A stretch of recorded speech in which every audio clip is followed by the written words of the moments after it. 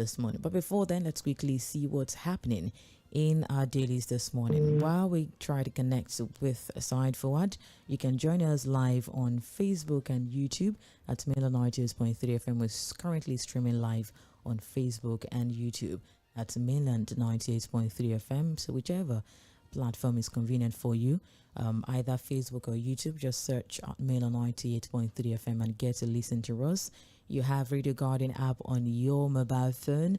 You can also listen via that. If you don't have, you can go to Play Store, Apple Store, and download Radio Garden app, and you can listen via then. Our website is also very much accessible. So we have a lot of avenues for you to be part of the conversation, so you are not left out, even regardless of your location. We have Side Forward over the phone. Good morning, Side Forward. Yeah, good morning, Lady Mo. How are you doing? Doing very well. How are you doing? Hope you had a restful night. Yeah, a restful night. I hope it's not raining. It's still raining over there.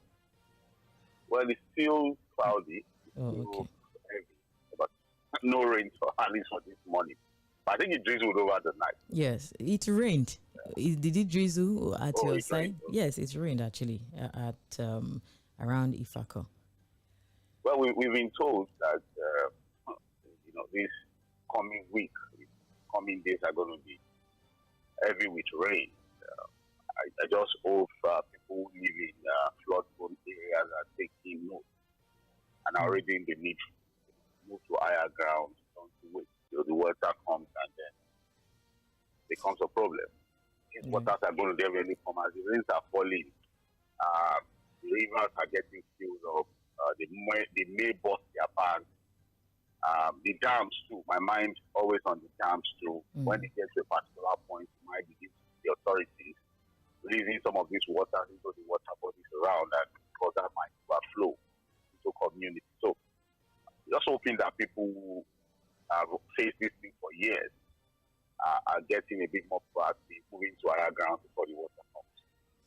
Well, we cannot overemphasize this issue, especially when it has to do with the safety of lives and properties. We always, as much as we can, keep emphasizing on this safety of everyone during this raining season. Let's just keep to be safe. All right. Side Forward, you're welcome. Officially on board to Trends on the Papers on Mainland 98.3 FM. All right, let's kickstart the discussion. Side Forward, yesterday we waited for you. Where are you? We could not see you and Siminalayi Fubara in Rivers State.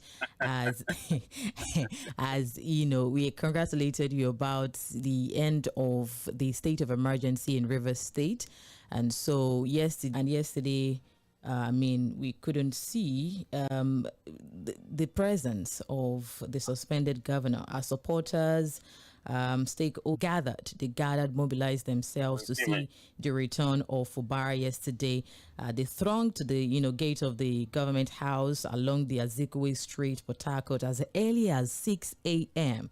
yesterday. Side Forward, arriving from different parts of the state to await the governor's return. And by about 2 p.m., when it became clear that Fubara was unlikely to show up, the supporters, they began to leave in drones. Even many of them wearing long and gloomy faces, disappointed. Some political leaders that are loyal to Fubara, including the former local government chairman recently sacked after the Supreme Court had nullified the elections, held under his administration, were seen making frantic phone calls as they tried to ascertain the governor's whereabouts. A lot of supporters actually, the papers had, Governor Siminalayi Fubara, but they were disappointed with not getting to see Fubara. Well, yesterday evening, the predecessor was invited for an interview on TV, and he said he called him before the official reinstatement, that there is peace now in the state, and then he had hands off whatever interference that in the political governance in the states that would definitely leave him to do whatever, choose his commissioner and all of that, saying that he can always resume anytime he wants to resume. Not necessarily have to be around yesterday, that there's no law that says that he should be around that yesterday and all of that, but peace has been restored in the state, and that's another side to it. The Rivers House of Assembly as well, they resumed yesterday from their plenary they had. Yes, they came about the plan to probe the Vice Admiral administration for the 6 months and all of that. Also, the submission of the Legislative Appropriation Bill, 2025 Appropriation Bill, directing the governor to also submit that, and also the commissioners, which they would be giving approvals to. These are the sides to the update we have as at yesterday, after the lifting of the state of emergency from Rivers State. Side forward, why didn't you show up with Fubara? What happened? We waited. Well, I don't know why they were waiting. there was no reason to wait. What was the whole show for? What was the whole supporters thronging the government house? What was that supposed to do today? Was it to show strength? Was it to show weakness? When this man was humiliated, when he was illegally dethroned,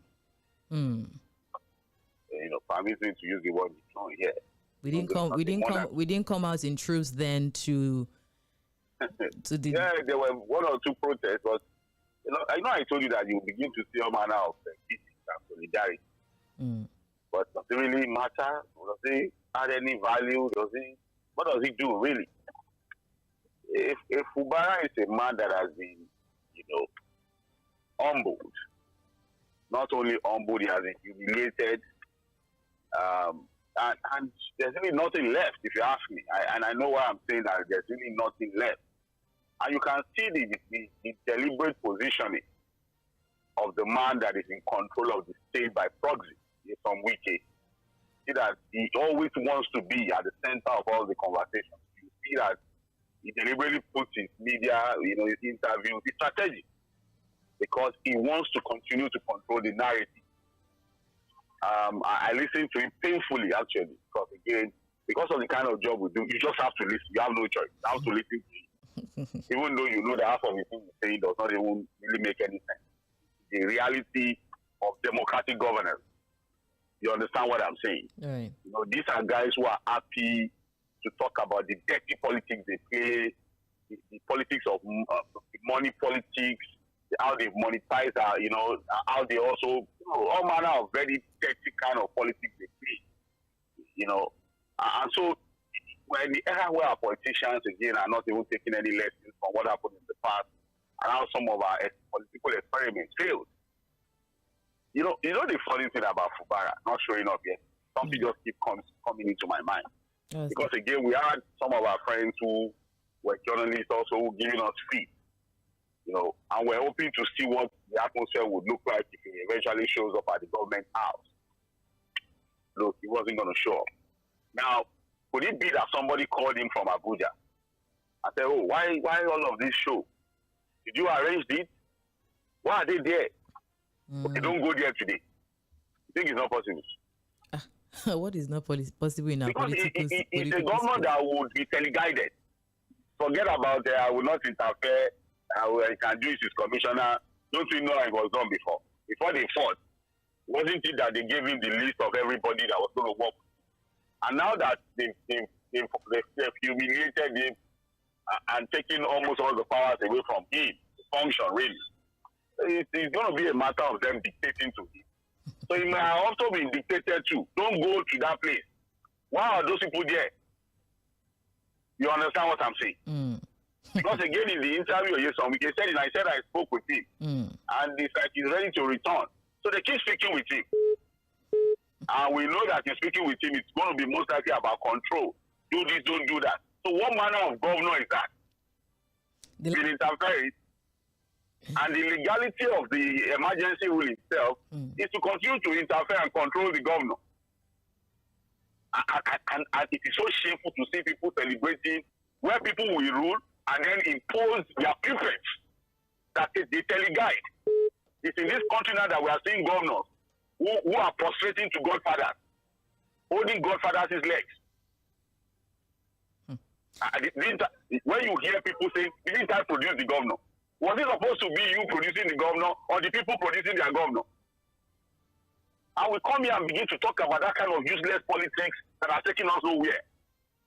The politics of Abasope, where has it taken us to?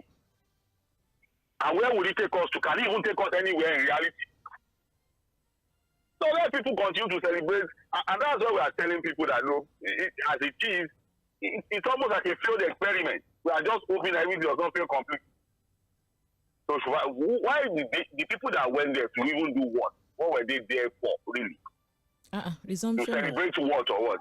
Resumption of democracy. Resumption of which democracy? Resumption of democracy. Which democracy really are we talking about now? That was suspended in March 18. Sorry, Fuad. Like even sorry to interject. I also like the fact that the governor did not show up. I think it was also a message to them. It's well, the latter part of the Punch, learned about his failure to show up yesterday. That it was partly on ongoing talks or what? On important appointments. Commissioners. So couldn't they have resumed and still continue to talk about those appointments? According to the report, he's saying that multiple sources had said that Wike is allegedly insisting that the secretary to the state government, the chief of staff, and the majority of the commissioners that would be appointed by Fubara come from his camp. And so they said that the negotiations being concluded early, Fubara would have returned to Rivers, but the drama, had lasted till late on Thursday. So they've not sorted that out. I thought they would have given him a list now. If the man still fighting, he still wants to make appointments. You see, again, these are mere speculations. There's nothing to it. Of course. I know that with where they boxed him, the corner they boxed him into, and how they degraded him completely. I'm talking about Fubara now. I'm sure they would have sorted out. I think these are just paper speculations. I don't believe that. Well, all of those lists would have been this to be out before all of this. Lifting of the emergency rule. They would have done all of that. It might have been sorted out, and if Fubara is able to make one appointment, he will be lucky. He will be, and in fact, they will even scrutinize that one. Who is this person? Wow. That is how bad things have gotten. This is the democracy some people like us to celebrate. This the democracy of Godfather is bad, up and down. A governor. You think it's not possible? In this political space. so it's become completely ridiculous now. That was why I told you that this Rivers matter is even more ridiculous than the Amala politics of Ibadan that we saw with Adedipo Aladoja. This one is worse. It's terrible. It's nauseating, irritating to say the least. Well, do you know how it sounds that an elected president suspended an elected governor? How does it? Not an appointed governor. And there are people who are still justifying it, quoting a manner of ridiculous law that does not exist. I don't know how well we want to emphasize on this, not to have this kind of thing happen again. It's a concern. But with the precedents that we are set. No, the people that are coming behind will now do something that is worse than this. When we were having some of these things under Obasanjo's government, we were saying it that what Baba is doing is a precedent of bad behavior in the future. You can now see what has happened now. So these ones that they have done too, they will not remain in power for life now. You see, they will remain in power for life. So the people that are coming behind will just take from this playbook and do far worse things. That's why we're saying we are killing our democracy. The bad precedents have now been set. It is for others to follow and make a complete mess of what we have. Said Fuad, also yesterday, the House of Assembly in Rivers State, they had their plenary and they resolved to probe the state finances during the 6-month administration of the immediate past sole administrator, Tʀᴇ Ilᴅs. What's your take on that? I don't think they will probe anything. Why don't you think so? The Ilᴅs just emerged as sole administrator in Rivers State. Somebody put him there. I think the people that put him there are happy with him. And the people that are put him there are the people that are also teleguiding the house. So what are they saying? Is it to just deceive the public that they want to probe what? How do you even probe an illegal government that has been given an illegal mandate to rule over people illegally? You can't begin to use legality to fight illegality. It is all illegal. So, you see, the news from Rivers State, like I told you, is not tasty, it's dirty. Oh, lazy. And just, they are probing what? Probe what? They should just go there and continue to dig the bidding of the master who put them there. Grown up men, you see the way they are posting them on. Even the so-called assembly members, have they even really served the people? Have they been able to even enjoy the mandate of the people? They've been busy fighting themselves because just one person has been teleguiding them, forcing them that rope.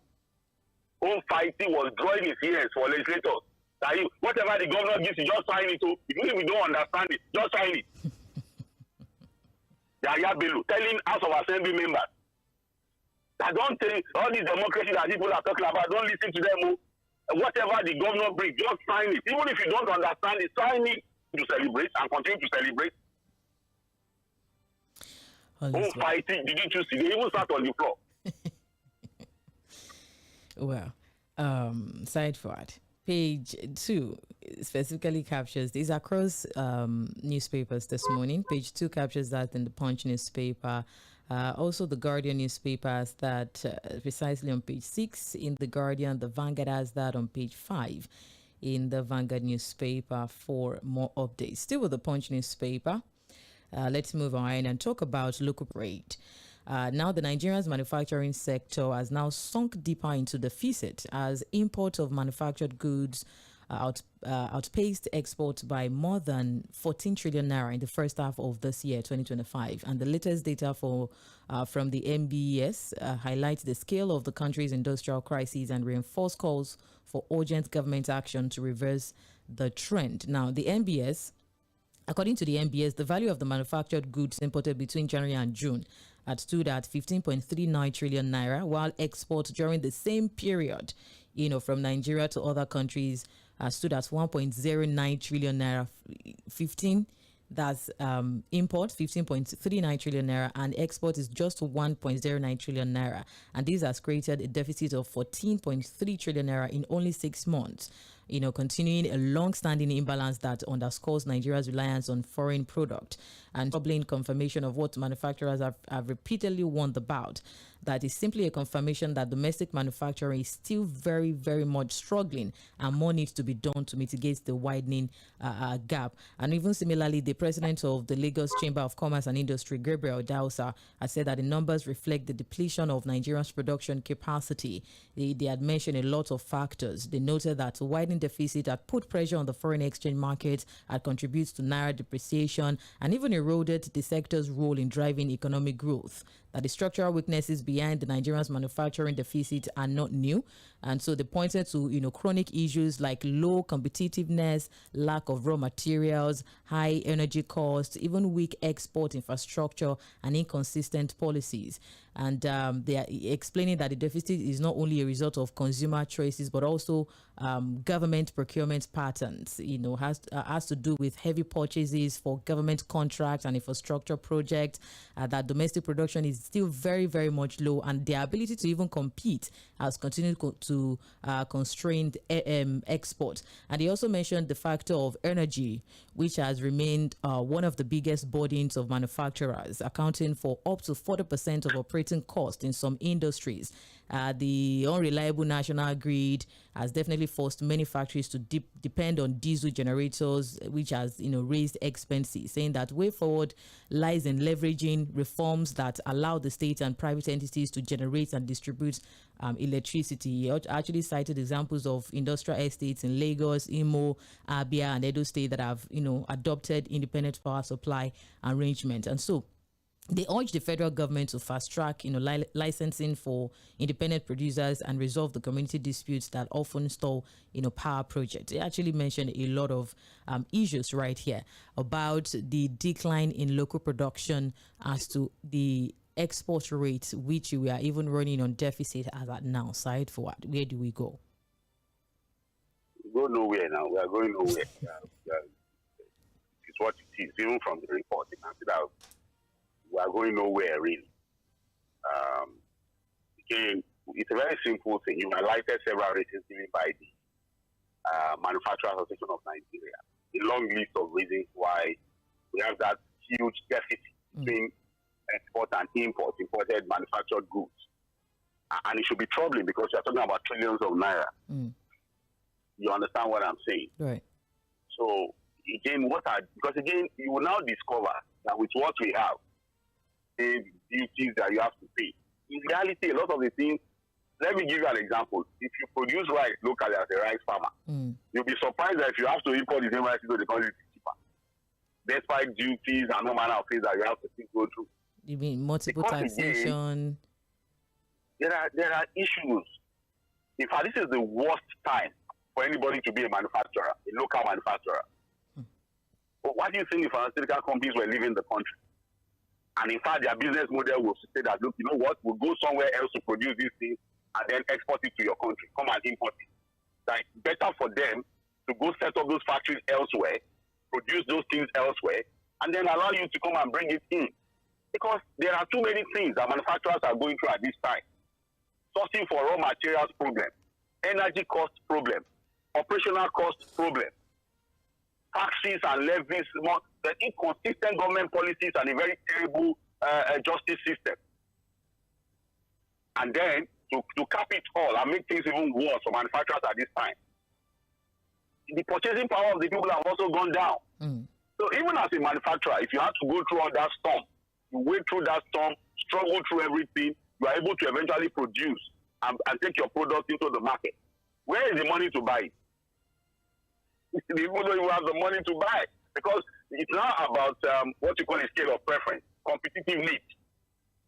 People will now have to ask themselves, do I buy this or I just go and buy Gary? I need to eat. Yes, so you, and that's why, you know, there was something I was doing recently, more like a little research. And if you go to most of the shops now, people are accusing shops of selling expired products. I'm like, oh, they are not happy to sell expired products. Nobody is buying. So as long as this product stays too long on the shelf, the manufacturers are losing money. All right.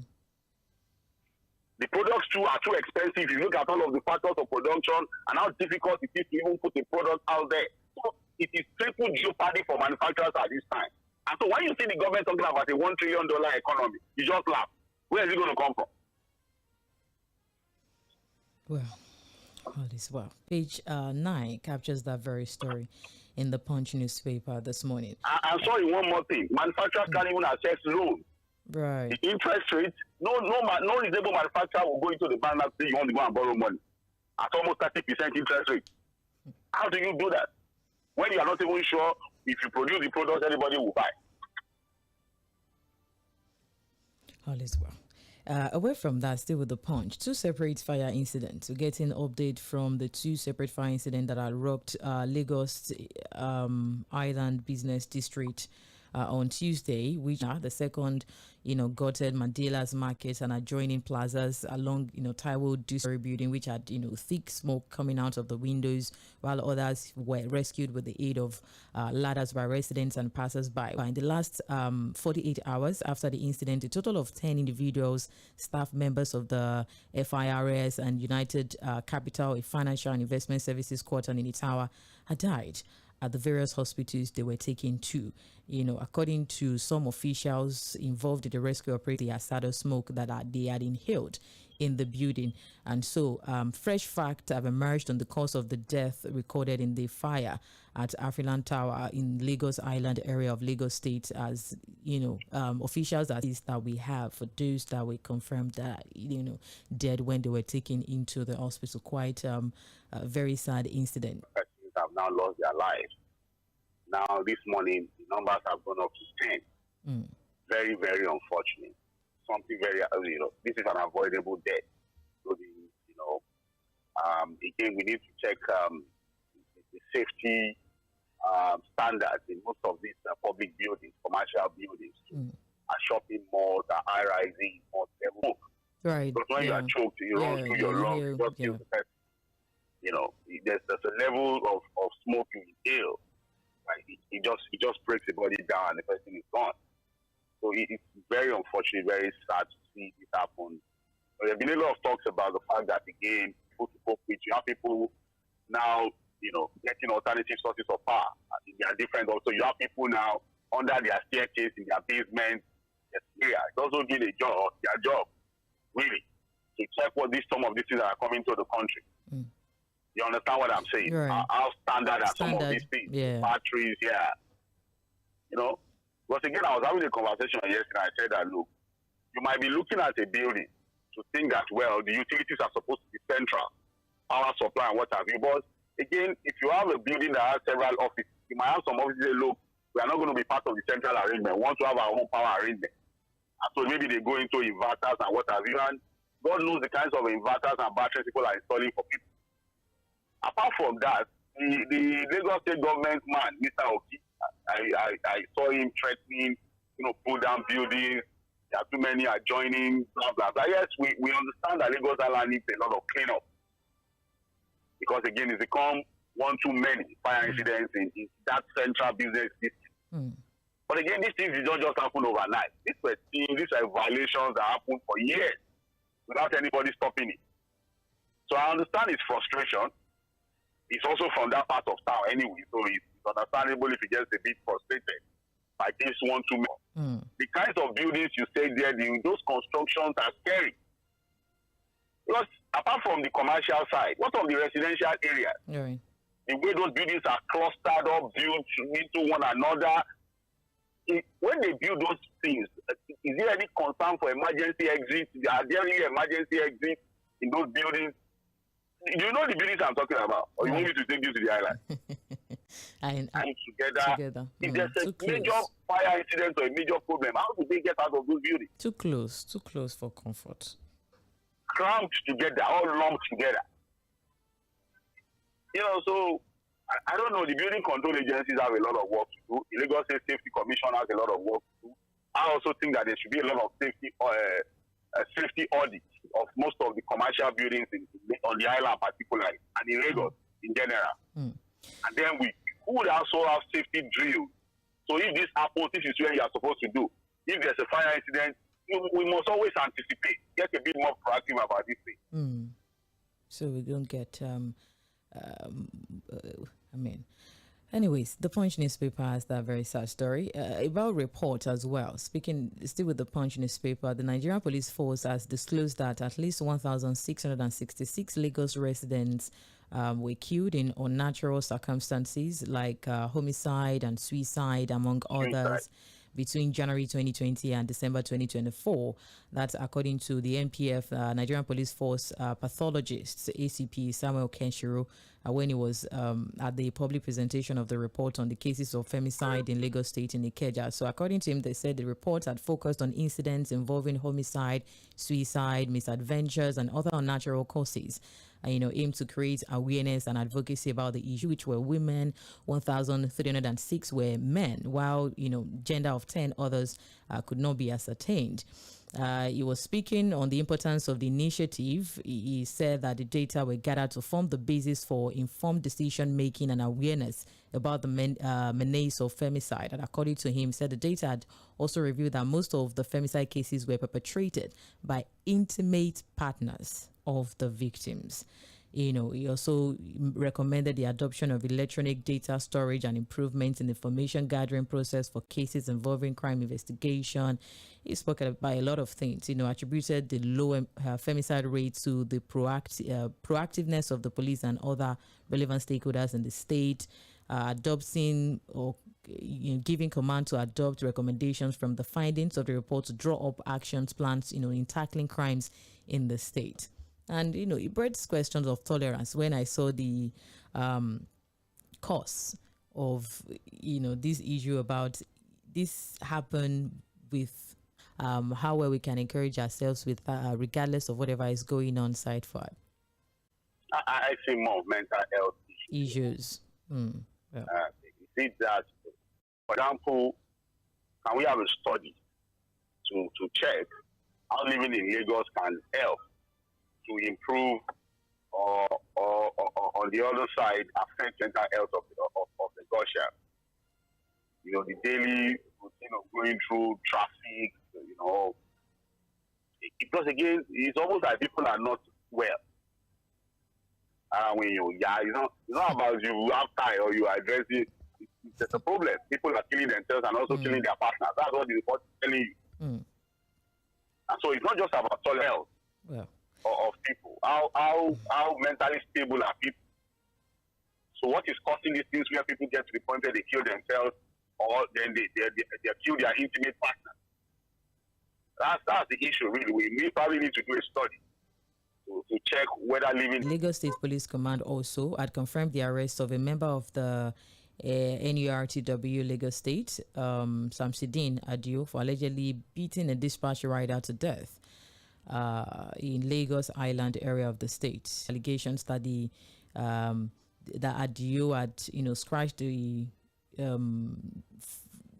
dispatch rider's vehicle. And so a journalist and a Facebook user, Chris Nwadu, who had shared a video of the incident, he joined by his colleagues, descended on a dispatch rider and allegedly, beat him up to a pulp. But report here is, showing and giving that he has been arrested by the Lagos. Mr. Chris Nwadu, very popular journalist, and social media, about a particular, I think the nickname of the guy is Shamelo.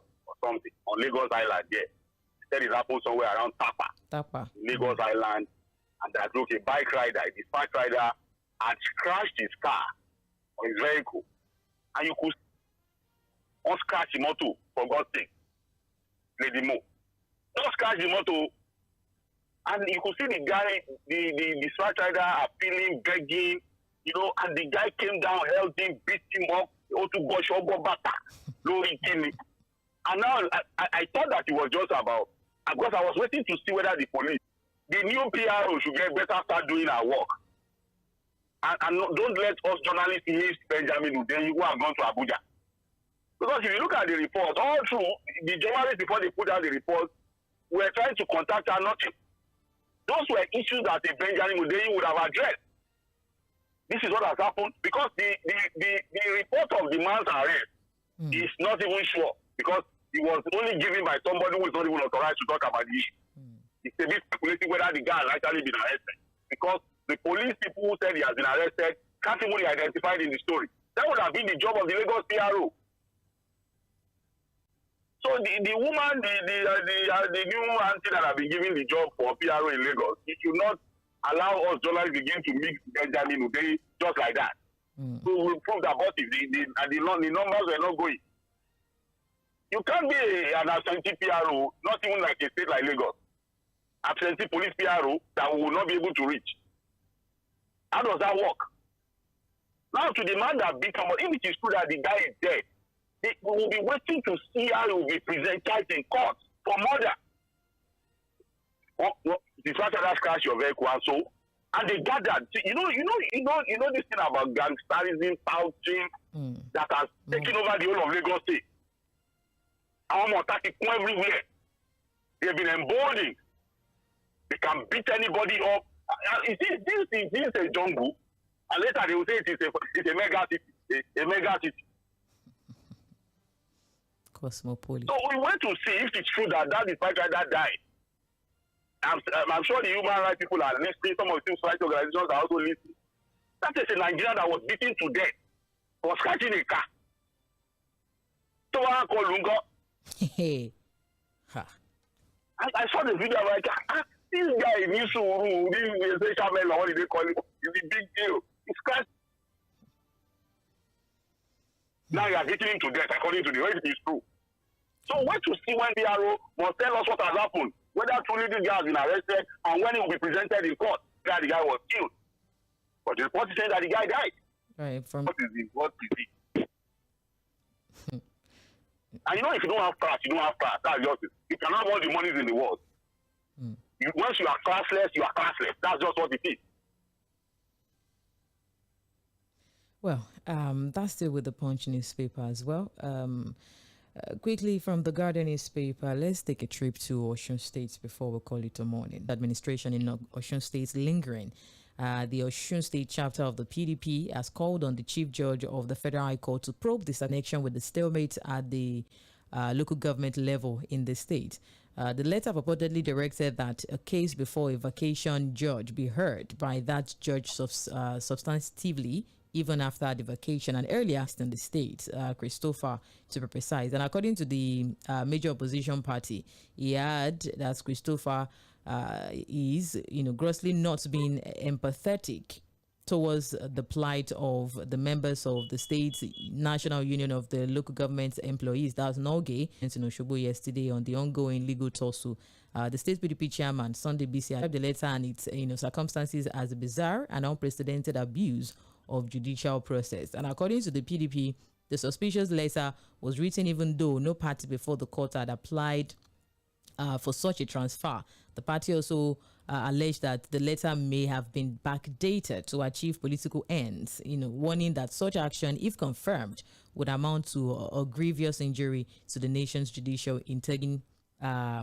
A fresh dispute that has unfolded among traditional rulers in Osun State as the Ataoja of Osogbo, Oba Jimo Olanipekun has called for the reinstatement of what he described as the rightful fourth position of the Ataoja stool in the Osun State Council of Obas, a ranking he claims was historically held by his throne. Assertion during a lecture at the Osun State University. According to him, he said the Ataoja's throne traditionally occupied the fourth position in the council's hierarchy before it was shifted during the reign of his predecessor, that's Oba Iyola Oyewale III, and he attributed the change in the status to a period when Obama Tommy was, when he was abroad, during which the Oluwo allegedly assumed the vacant fourth position. An event he claimed disrupted the traditional. Oluwo took somebody's seat. That was That's what he's saying. Well, when it comes to traditional issues, you see our traditional rulers now are daggers drawn, almost fighting themselves, issuing statements. The very unfortunate episode between the Alaafin and the Ooni of Ife, where spokespersons were going to even make a bigger mess of the issue. Thank God all of that just has settled now. I think that our traditional rulers, they are to us, but I think that they must smell the coffee, read the room, understand the temperament of the people. I think Nigerians and Yorubas particularly don't want the voiceless. Advocate for good governance, advocate for better living for the people, help with poverty in their domain, help to reduce poverty in their domain, in whatever way they can. Not to begin to fight about hierarchy. I don't know. I don't know whether that's really what people want in their domain. Because all those kind of conversations. Like they will say in the street. I don't think that is really what people want in their domain. There's a lot of poverty. If they look through their window in the palace, they will see poverty. And they can begin to do things to reduce the level of poverty in their immediate domain. Right. That would even endear them more to the people that are fighting over who is superior, who is not superior. Everybody has got their kingdom. At the end of the day, history is about what you believe or what you don't believe. No, nobody is right or wrong when it comes to history. I'm sure you know. Nobody is right or wrong. History is written, and sometimes you cannot even be sure about what has been documented. And then on the issue of local government in Osun State, it's unfortunate how that becomes so political. And you can now see that what we are taught was going to help strengthen our local government and now become a tool for political intimidation and manipulation. Unfortunately, too, the judiciary is not helping. You can see all manner of letters are flying right, left, and center. They signed this one, they didn't sign this one. It's unfortunate. Quite unfortunate. Anyways, just to wrap this up, the Guardian also captured about the insecurity that the NEC, National Economic Council, had sidestepped deliberations on the controversial issue of state police, despite we're having rising insecurity across the country. So yesterday, during their meeting in Abuja, they had failed to table the matter, which had earlier been scheduled for discussion at the previous sitting. Tinubu's tolerance of we have a president that tolerates criticism. That tolerates criticism. That's if we are not lucky, what would have happened? If not. I have to listen to Wiki or I had to watch. It was painful to watch, but what can we do? And then I think at another forum, I think it was commissioning some people say things and get away with it. And he made a veiled remark to what Sowore has said about the president, which is now a matter in court. Or what he said was, oh, you are lucky that it's President Bola Ahmed Tinubu. If it was him, it would have been. Because Sowore has now replied it. And so that idea of, oh, if he would not have been. You see, anyways. We have to go. And I told someone yesterday, I said, do you know what they said to Jonathan? Do you know the manner of things, the manner of insult, the amount of insult that went to Jonathan when most of these people that are complaining were in the opposition? He was clueless, he was this, he was that. And as a true devil, it's just their time. They will not be in power for life. Right. Change is the only constant thing. Anyways, about the Oshun stories, also across board, 9 captures that. Retirees should be collecting loan for retirees. Group raises alarm. How do they pay back? I don't know. From farming, you go and farm, and they will pay back because I don't really know. Group raises alarm over massive data breach in Nigeria. Page 7 captures that on the Guardian newspaper as well. Page 28 captures that. We have to go. Thank you very much, Said, for that. Oh, someone from Facebook, Atonakari, says, quite unfortunate, the dispatch rider is also a known person in the neighborhood. We'll be back for Mainland Focus. Good morning once again.